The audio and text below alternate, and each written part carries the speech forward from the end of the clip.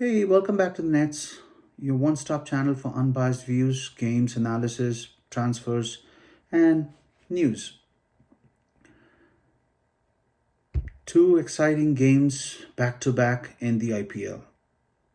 One of them was won by Rajasthan Royals, and the other one went into Super Over, and we all know what happened there.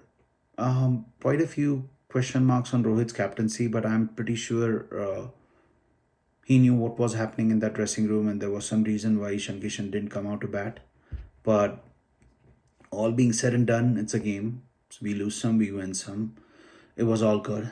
I would say that there were more worrying factors for Mumbai Indians uh, rather than the comeback that Pollard managed to get in the last 4 overs. The worrying factors for me is the form of Hardik Pandya and the form of Jasprit Bumrah. The other thing is Rohit himself not believing in his abilities to clear the fence. I do not think there is any better hitter of the ball than Rohit Sharma himself when he is in his prime. So maybe lack of confidence or fitness or the break, 6 month break, it's all adding up for Rohit.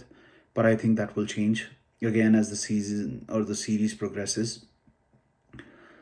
Jasprit Bumrah for me has been disappointing so far. We all did talk about how he's coming back from an injury. That being said, the it seems like there's something more mental going on than physical. He has shown the lack of abilities to bowl the Yorkers, which was something he was doing at with ease and with absolute control. That is what made him the best. Hardik Pandya for me has not bowled, and I don't think he is, as clean of a hitter off the cricket ball as soon as he walks in against pace bowling. Spinners, yes, he dominates. Pace bowling, I think that there is still a question mark on his abilities to clear the fence first thing up when he comes in to bat. So maybe it's time that Rohit does realize that maybe Pollard has to be promoted ahead of Hardik Pandya. Pollard should get those extra 4 or 5 balls to settle in before he starts hitting. And maybe a wake up call for Hardik Pandya to be pushed down the order and made him realize that, it's not going to be all easy for him. And that goes both for Mumbai Indians as well as Team India. The best piece of the last two games were the rise of two keepers. Sanju Samson, who was always there he was always there in the eyes of the selectors, but Ishan Kishan has made his mark as well. Another batsman from Ranchi. We know what had happened from the last keeper that came in from Ranchi. So, setting the bar a little bit high for Ishan Kishan here, but I think he has the abilities to be in the team. And I think there would be that time where we can probably see both. Maybe Sanju Samson starting and Ishan Kishan on bench, or the other way around. But early days, I think. But Ishan Kishan might get an extended run in India A now going forward. I do have a feeling that this was an inning where he made his mark, and I think better times are ahead for Indian cricket. One of the bowlers that I have found out that was super disappointing in this version of IPL was Dale Steyn. I did talk about it last week as well in the last prior videos, but one of the things that I find surprising about Dale Steyn is, and South African cricket policy overall is, on one hand, you have AB de Villiers, who walks into the South African team right now, and then there is Dale Steyn. But when you look at it, Dale Steyn gets a nod over AB de Villiers.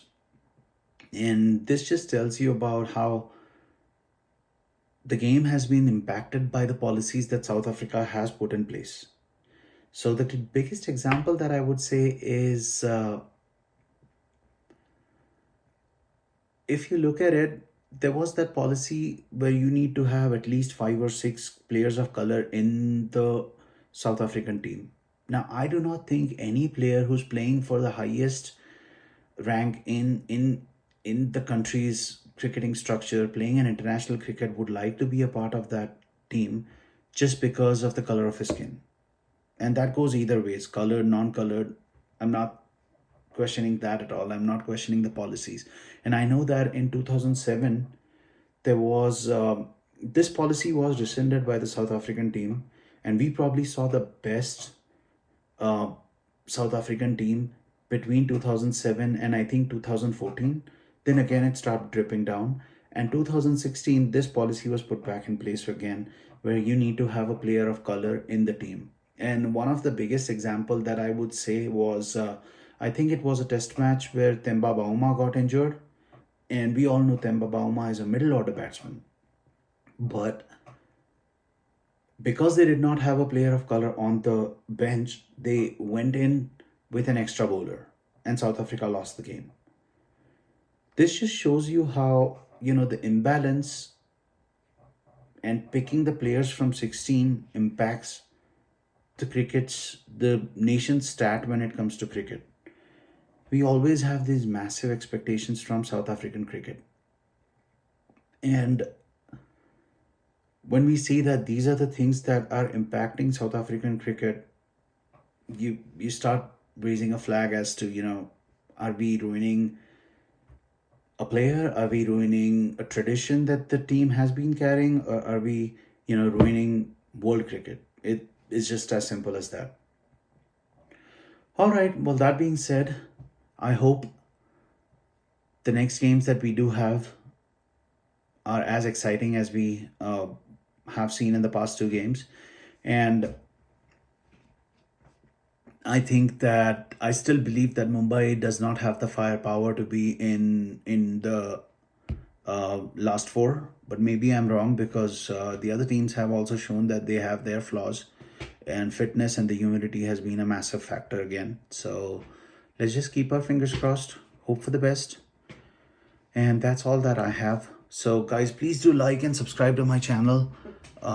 If you like it, leave it in the comments. If you don't like it, leave it in the comments. I would be glad to improvise on the content, and I will see you guys shortly. Thank you.